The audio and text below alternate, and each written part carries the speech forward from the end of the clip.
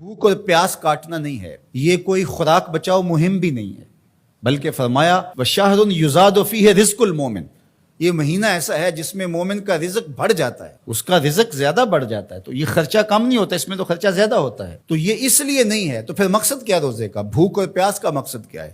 تو ارشاد فرمایا لعلکم تتقون، اتقاء کا نور تمہیں نصیب ہو، تقوی کا نور نصیب ہو۔ اور تقوی کیا ہے؟ محتاط زندگی گزارنا، کوئی عمل اللہ اور اس کے رسول کے بتائے ہوئے احکام سے ہٹ کر نہ ہو، یہ تقوی ہے۔ دنیا میں رہتے ہوئے اس طرح زندگی گزاری جائے کہ دامن کہیں داغدار نہ ہونے رہو دنیا میں۔ ترک دنیا کا نام دین نہیں ہے، یہ بازیر میں رکھے، ہمارا دین ترک دنیا کا درس نہیں دیتا، لیکن غرق دنیا سے بھی بچنے کی تلقین کرتا ہے۔ ترک دنیا بھی نہ کرو اور غرق دنیا بھی نہ ہو جاؤ۔ اب اس کو حاصل کیسے کیا جائے؟ اللہ نے قرآن میں کہا کہ میں روزے سے تمہیں تقوی دوں گا، نسخہ ہاتھ میں آ گیا۔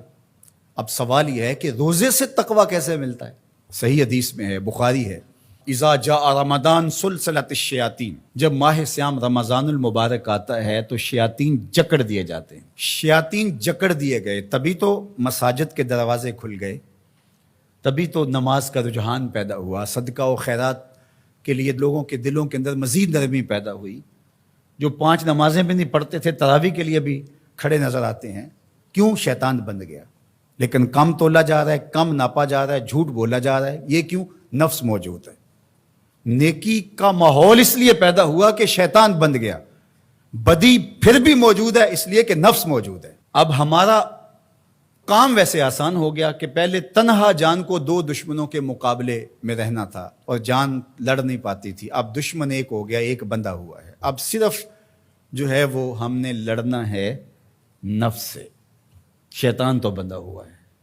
اب نفس سے کیسے لڑیں گے؟ بھوک سے نفس پج مردہ ہوتا ہے، کمزور ہوتا ہے۔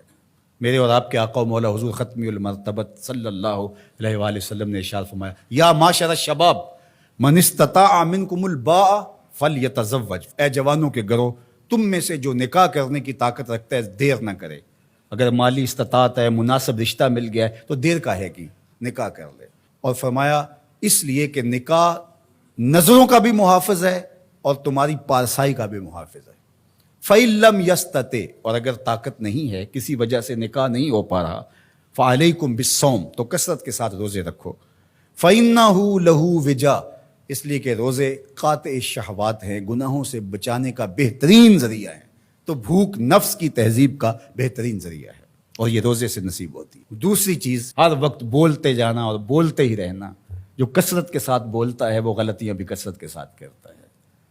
خاموشی میں نجات رکھی گئی ہے۔ قیامت کے دن سب سے زیادہ لوگ جو پکڑے جائیں گے وہ زبان کی وجہ سے پکڑے جائیں گے۔ حضور نے زبان کو پکڑ کے کہا کہ لوگ اس کی وجہ سے پکڑے جائیں گے، اس لیے اپنے لہجوں کو کنٹرول کیجئے، اپنی زبان کو کنٹرول کیجئے۔ یہ تہذیب نفس کا بہترین ذریعہ ہے۔ اور تیسری بات، العافیت فی العزلہ، عافیت تو عزلت میں ہے، تنہائی میں ہے۔ لوگوں میں جانا، لوگوں سے میل ملاپ اور اختلاط جتنا زیادہ ہوگا اتنی زیادہ آزمائشیں ہوں گی۔ اس لیے جہاں تک ممکن ہو دینی ضرورت کے لیے آپ کو جانا پڑتا ہے، ضرور لوگوں سے ربط رکھیں، لیکن ربط پورا رکھیں، لیکن ربط بھی اچھے لوگوں کے ساتھ رکھیں۔ فرمایا تمہارا کھانا متقی کے علاوہ نہ کھائے کوئی، یعنی جس کی تم دعوت کرو وہ متقی ہو، پرہیزگار ہو۔ اچھے لوگوں کے ساتھ ربط رکھو، نیک لوگوں کی صحبت میں بیٹھو گے نیکی ملے گی۔